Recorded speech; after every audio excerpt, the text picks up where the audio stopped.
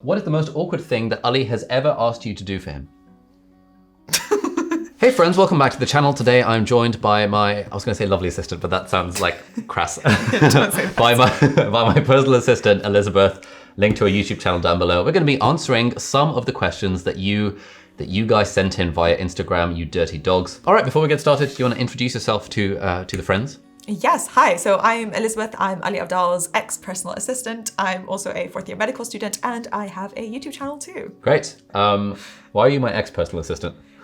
Because my role kind of changed recently. So yeah, I was your personal assistant for a bit over a year, I think. So yeah. For the last few months, I'm not doing that anymore. Sweet. Luckily, thankfully. Okay, right. So question number one, are you gay since you have no wife? I think that's targeted towards you. Oh, that was directed to me. I think I would be gay if I had a wife. that's quite funny.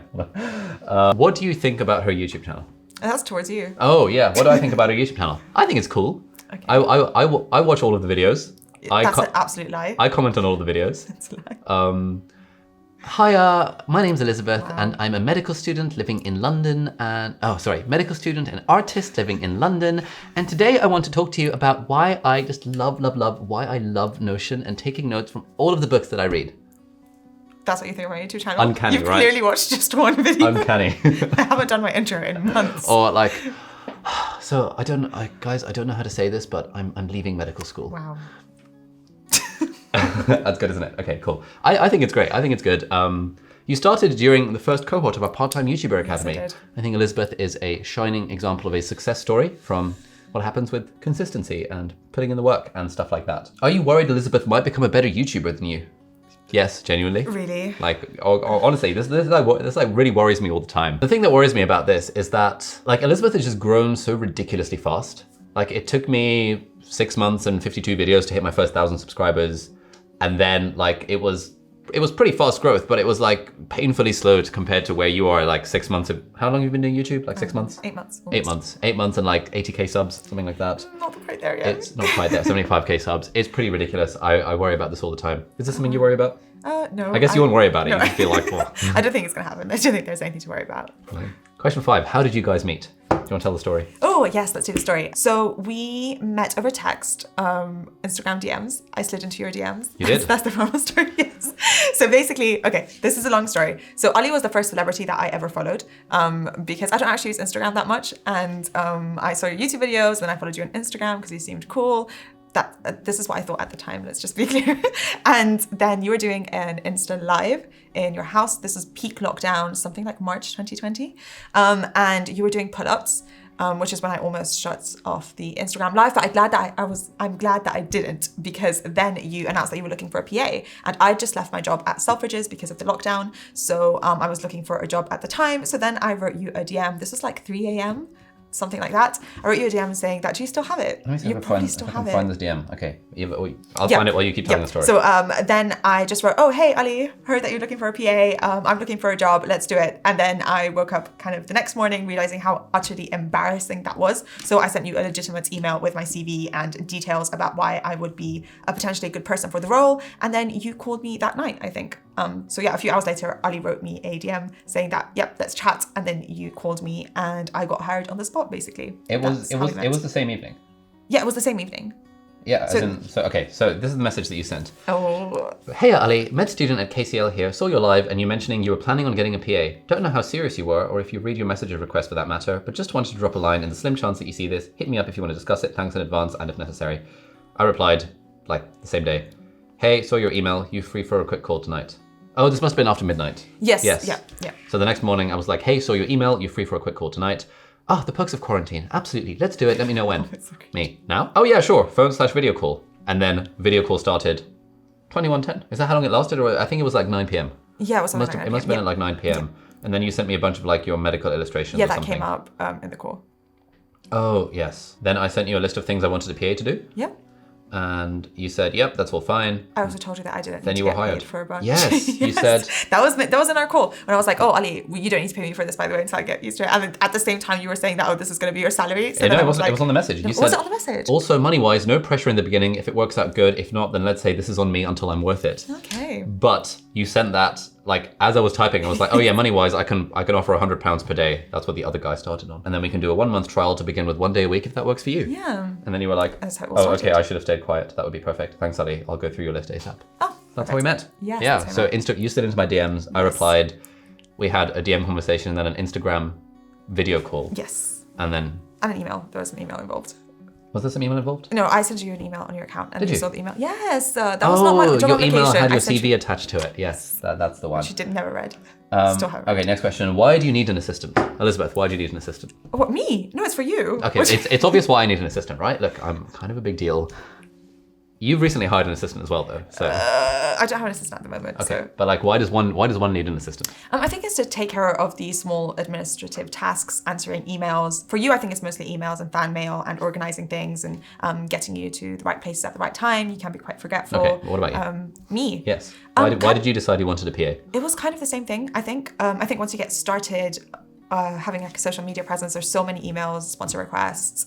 People want to have you on their channel or have you in their podcast or kind of connect. And I think organizing all that just takes a huge amount of time, especially because I love to spend the time that I have kind of answering my YouTube comments, for example, while I don't necessarily want to give the same amount of attention to my sponsors or people who want to talk to me via email. So I think that's why I would like a PA. Okay. Honestly, I think everyone, if you make money, i.e. you have a job, i.e. you're not a student, and you feel like, anxious, stressed, overworked, busy, you feel like you're spending a lot of time on your email, you feel like you're a bit like haven't got much time, you feel like you're often doing like admin things that you don't really enjoy, filling out forms, sorting out bookings, arranging logistics for travel. If you ever find yourself in that position, even if you're not like an internet creator or an entrepreneur and stuff, I think everyone would benefit from having at least a part-time PA. Even like someone that you pay for like 4 hours a week to just go through your inbox and file all of the random crap and flag up anything that's particularly interesting. I think that's incredibly high ROI, return on investment, and basically anyone would benefit from it. This is something we're actually potentially working on a course about. More details about that later, but genuinely I think this course is going to be called The Life-Changing Magic of a Personal Assistant. And it's basically going to be like how and why everyone should have a personal assistant part-time for around about 4 hours a week to begin with, and then you can ramp it up over time if you need to. What have you learned while working with Ali, and how has it helped you? I've learned a lot. I think I didn't know almost anything about social media when I first started working for you. So I think that was a huge thing that I learned. I learned to put myself out there, how to talk to people. I learned all the wrong ways to put yourself out there and how not to talk to people. I think you've helped definitely with not caring about what people think. That's been a huge thing that I think I've learned from you. And yeah, just to ship things before you're ready. I think that's been one of the most life-changing things for me. Just to shit things before you're ready? Ship with a P, wow. Sorry. Okay, wow, okay, fine. Okay. What is Ali's most annoying trait? Where do we begin? Literally, to have to just pick one. There's quite a few. Okay, top 3. That's going to be hard to narrow down. Top 5. Okay. You're fidgeting. My what? You're fidgeting. My fidgeting? Yes, you never sit straight. You're always like shaking. Even when you're filming, like now, I'm sure your legs are always like doing the jumping thing. I always have a song playing in my head. You can multitask. I think so. Wow, okay. Okay, so fidgeting is number 1. Fidgeting is number 1. Your response rate to emails, texts, or anything like that is absolutely horrendous, inexcusable. Fine. How much you procrastinate. How much I procrastinate? Yes. Wow. It drives me nuts. It's all coming out now. Yes. Fine. How quickly you say yes to very certain things. I think you get into like arrangements very, very soon without actually thinking about it. And then Arrangements? Yes, with like people or things or yeah, and then it's left to everyone else to kind of sort the mess out after. Okay, sure. Yep. Fine. Guilty as charged? Yeah, I think this would be my top 4. Surely you were going to say like propensity to change my mind. Oh, that's the top main thing. Sorry. Oh my God, I forgot. This is the main thing that I absolutely kills me about you. I remember when you decided, okay. So when you first decided you're going to the US, and then I had to, you don't know how many emails I put together, how much I was looking to get you like into the USMLE stuff and where you're going to move in America and all the people contacting you and arranging calls about it and just like organizing your life in the US. And then like 2 weeks later, you decided you're moving to Australia. So then we got all the emails from Australia and preparing where in Australia, contacting the like entrance methods and to get into different kind of hospitals and what kind of training you would need and how you would need to transfer things and visas and all of that stuff, lawyers. So then you decided you were going to travel the world. So we went through the stage of, what are countries that we'd like to go to and contacting people in those different countries. And there were inboxes about all of these things and organizing all that. Then you decided you're going to move to Dubai, which was thank God this was around the time where I was not your personal PA, so this did not directly influence me in any way, but I'm so sure Dan's picking up the joy and slack. So yeah, then you said you're going to move to Dubai, which then got cancelled. So now you're supposedly moving to London. Let's see how that goes. But I think that is what kills me, is that you'll decide on these huge projects and I will do all of the work for it. And then next time I tell you about it, you don't even realize that you don't remember what you've said, when at the moment you're dead serious. So I think this is why I told Dan, by the way, when he got hired. And I think this is what I realized, is that whenever you give a big project, my first question is this happening? The answer to that is always a flat, yeah, of course, it's happening. It's serious. And then I give it 48 hours before I invest my time. Because in the beginning, I wasn't even logging these hours that I was working for you. Like, if you didn't use the work, then I wouldn't get paid. You didn't know about this. This is my fault. But that's kind of why I was very frustrated at the start. In fairness, most of the reasons for the mind-changing were somewhat COVID related. Sure. Australia closed their borders because of COVID. America became a myth because of COVID, although that wasn't really the main reason. But okay, Traveling in Dubai. Fine. What is something you've learned from your assistant? What have I learned from you? Take your time.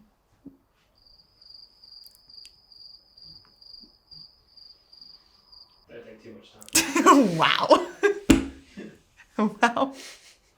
I literally listed like 6 things. Wow. I think you're very good at making people feel... Oh, Dan, you're here as well. Hi. I think you're very good at making people feel at ease and comfortable. Okay. And I really admire the way that you lead some of the sessions of a part-time YouTuber Academy. You can very much relate to the struggles that people are having on like an emotional level. And that's something that I struggle with at times. Maybe, 1 or 2 times a year, I struggle to relate to people on an emotional level. I think you do a really good job of that. And so I also really admire your positivity and enthusiasm and stuff. And generally, when you enter a room or when you enter a Zoom call, the whole sort of vibe is just a little bit uplifted. And so I try and model part of that off of you. Oh, that's really nice. It's good, isn't it? I did not know that. Yeah. Wow. Thank you. Anyway, it's all good. How is Ali like a boss? It depends. At the start, you were very different, and now I think you're very different. I think as you've grown, you've gotten a lot worse. Oh. Yes. How so? I think like at the start when you were a boss, as in like you were just, it was a very small team and there was just like the 4 of us, and you're kind of figuring out how things were going. I think you were, I think more kind of open, and you were communicating, I think, in a better way than you do now. I feel like now, maybe because there's more of us, there is more of a hierarchy, and I think that, yeah, things are, they're a bit more corporate now, I would say. Okay. And less fun than they were at the start, if that makes sense. I mean, yeah, at the start when you're sort of like 3/4 people figuring out as you go along, versus when you're 12 full-time staff who, you know, payroll is reliant on the business going well. Yeah, you know, structures of... Yeah, as a boss, you're more like a boss now than you were at the beginning. At the beginning, you were more like a friend. You said, I'm a boss. Funniest moment when working together? I don't know. You're not that funny. I mean, we laugh a lot all the time. We're mostly laughing at you, if that makes sense. It's like you're doing things that are funny. I'm sorry, I'm joking. I'm joking. You've got a lot of funny moments. You know, I'm joking. So, funniest moment when working together? Honestly, can't think of anything. Right, same. Okay, great. Yeah, let's skip that one. Top 3 tips for someone looking to leave the 9 to 5. Oh, isn't this your field of expertise? You've just left the 9 to 5. Well, you've quit med school. Yeah, true. I haven't quit medical school. I have an interruption. I think the easiest way would be to start a YouTube channel, which I know is not for everyone, perhaps, but at least in my experience and in the experience of a lot of people that I know, that has been a very easy way to leave the 9 to 5. But does that make sense at all? I mean, it does, but I don't think... Starting a YouTube channel is easy. It's not. And it's not guaranteed. Starting a YouTube channel is absolutely not the path I would go down if I was interested in leaving the 9 to 5. I think you and a few other people that we know had a very good combination of luck, work, and unfair advantages to make that work, but that certainly is not advice that would apply to people across the board. I think it's a good start, because to leave the 9 to 5, you presumably want to make passive income. Sure. And leverage would help with that. And I think YouTube is a great platform to create leverage. And then you can start. So the average YouTube channel takes 152 videos to hit 1,000 subscribers. Okay. You'd recommend people. Okay. Okay. Okay, I think your impression of how easy it is to grow on YouTube is massively skewed and is absolutely not representative. Okay, that's true. Actually, no, that's true. How would I recommend that someone leave the 9 to 5? Okay. Let's scratch the first answer. I think what I would recommend is perhaps, this will sound quite cheesy, but just skills. Let me think about this actually before I answer it. Top 3 tips for someone looking to leave the 9 to 5. I think really the way you leave the 9 to 5 is by making money outside of the 9 to 5 that will sustain your living. Now, how do you make money outside of the 9 to 5? Well, I've got a video over there called How to Make Money on the Internet, the 3 levels. Basically, you can learn a skill and then sell that skill to people who will pay for that skill. For example, you could decide to learn video editing and then offer your skills to YouTubers who will want to pay for video editing to be done. And then if you can make enough money through freelancing that particular service, then you can make enough money to leave the 9 to 5. I'd recommend reading Tim Ferriss's The 4-Hour Workweek, which talks all about the deal approach, delegate, eliminate, automate, and then leverage, or something like that, which is sort of like a fairly, step-by-step playbook on how to get enough career capital to leave the 9 to 5. Another really good book is Cal Newport's So Good They Can't Ignore You. His basic spiel is that if you can just get really good at your job, then you acquire career capital, and then you can cash in that career capital to, for example, work remotely, or for example, get a job doing something else potentially. But really the key is to be able to sustain your living and then take that jump. Generally, my advice would be to try and do the side hustle thing while you've got a full-time job, the 9 to 5. You've got plenty of time in the weekends and evenings to learn skills, try and sell them, potentially make products, loads of more details in that video. You shouldn't quit the job and then figure out how to make money. It should be figure out how to make money. You end up in this overlap stage. A friend of mine called Sean has written a book called Overlap, linked in the video description as well, which is all about this. You overlap your 9 to 5 with your ability to make money online, and then, or generally online, and then you can leave the 9 to 5 once you've sustained your living. Can I give us some answer for this too? Please. Okay, so I think my issue with this is I read this tweet that was really, really funny and said, oh, I left my 9 to 5 to create my own kind of company or start my own business. And instead of being stressed from 9 to 5, now I get to work 100 hours a week. I hate my life. But I've generated all of this. I've designed all of this stress. So I do think there's a slight romantic, because how many hours of work do you work? Week do you work now? A lot more than you did as a doctor, I think. Oh, sure, yeah. But it's not about that. I think, but I didn't leave the 9 to 5 so that I could work less. I agree, but I think left the 9 to 5 so that I could work on things that I cared about. And that ends up meaning I work more, but I care more about those things. I agree. I just don't know how realistic that is for everyone. And I also think that we tend to kind of romanticize. Why is it not realistic? Right. If you can make money outside of your 9 to 5 and it sustains your living, what's stopping you from quitting? Okay. I will agree with that everyone to some extent can potentially design something that is similar to that. But I don't think there is an issue within the 9 to 5 in itself. I think we romanticize the fact that work is bad and resting is good, or working at a 9 to 5 is bad within itself. And if you're feeling unhappy in general, does it have to be because of your job? Can you not, before deciding to quit the 9 to 5 and doing something else, maybe there's other things that you can generate outside of that 9 to 5, or change your mindset about your work in itself, or change some small things about your job that would make you like it, rather than deciding to quit it and that other things would be better. Okay, I see that. So one of your tips for someone looking to leave the 9 to 5 is to reconsider looking to leave the 9 to 5. Yes, and I would say that it might look very cool on the outside to see people doing their own thing and traveling and working, or having these huge businesses, but I would question that perhaps the things that they dislike about their 9 to 5 are things that happen to those people too. So long work hours, stress, pressure, things that are, what I would just want to question that person a bit further. Like, why do they want to do the 9 to 5? What do they not like about it? Because perhaps there's easier ways to feel happier in the end, which surely is the aim, rather than having or not having a 9 to 5. Okay, sure. Yeah, I agree. I feel that it's less about the 9 to 5 in particular and more about the feelings around the 9 to 5, which we can address in different ways. Yeah. Cool. Why did you, Elizabeth, want to work with Ali? At the time, I thought you were quite cool. I did respect your YouTube channel a lot. You did? Okay. Yes, I'd watched 2 videos of yours. Great. One of them was Kindle versus iPad. Yep. And I think one of them was a study video or something like that. I thought you were very genuine. I thought you came across quite honest. I loved your editing, which I appreciate. I love the past tense of all of these. The only one is the only present tense was I love your editing. Fine. Sorry. Yeah. I'm joking. Sorry, I lost my train of thought. So I saw all of these things and I thought, oh, this guy's quite cool. And you were obviously a medic and a doctor, and I thought it would be cool to work with you. Great. What is the most awkward thing that Ali has ever asked you to do for him? Sure. Let me think. Oh, can I be honest? Sure. Well, okay. One awkward thing that you asked me to do for you is get you a heart balloon for Valentine's Day from yourself. That was supposed to be from someone else. Yep. For your YouTube channel. That was quite awkward. It wasn't too awkward. Like in the context of you, that was perfectly normal. But I'm thinking from an outsider, what's an awkward thing that I've had to do for you? Okay. I think that's. I would have thought the marriage inbox is fairly high on the list. Oh. Like why is this not coming to mind? I've blocked it.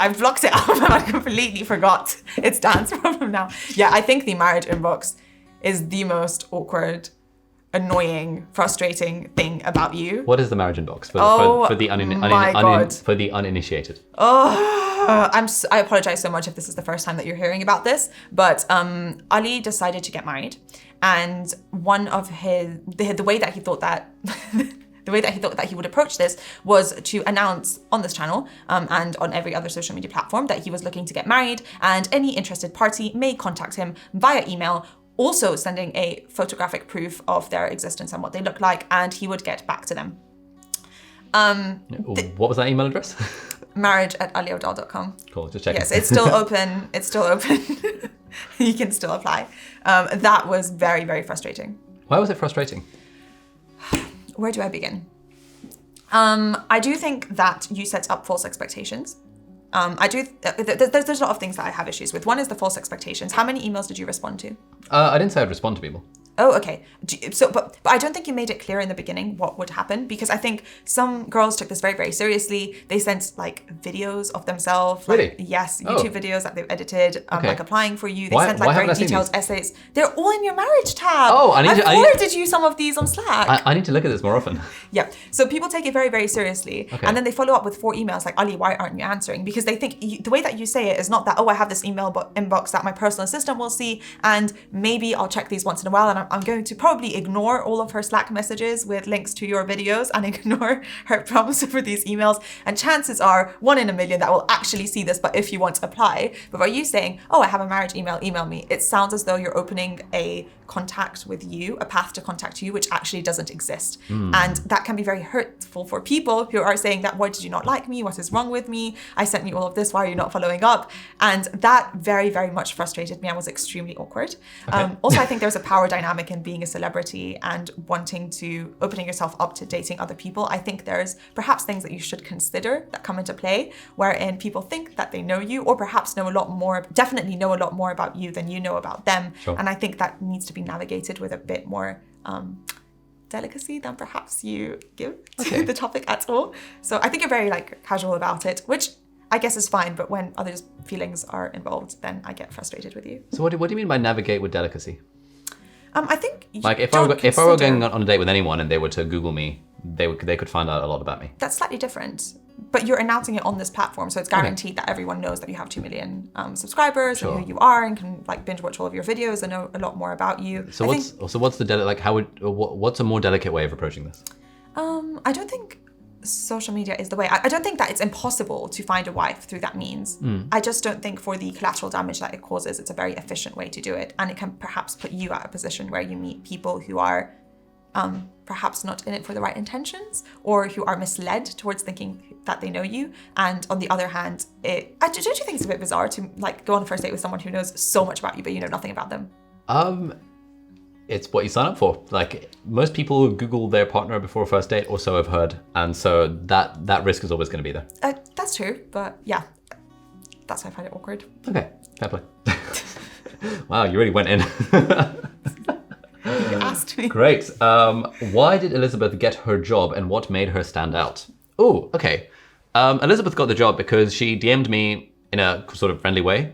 And immediately after I said on Instagram Live that I wanted to hire a personal assistant, and then he followed up with an email that had a CV, and you seemed pretty on it, and you're a medical student, and I have worked with medical students, and I was a medical student, so I knew that means you have like a baseline level of trustworthiness and knowing what to do about stuff.